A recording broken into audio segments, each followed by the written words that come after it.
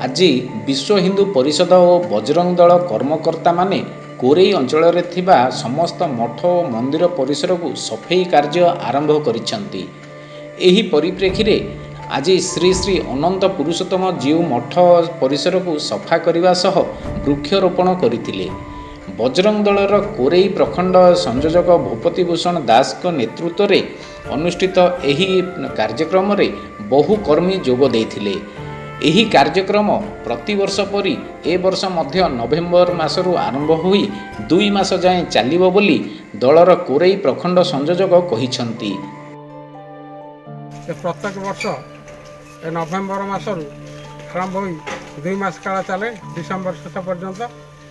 ए वर्ष भी आज कोरेईर ठाकुरबाड़ी मंदिर प्रांगण ए कार्यक्रम आरंभ होती। आहरी कोरेईर विभिन्न मठ मंदिर देवादेवी स्थान में सफाई कार्यक्रम भी कोरेई बजरंग दल कर।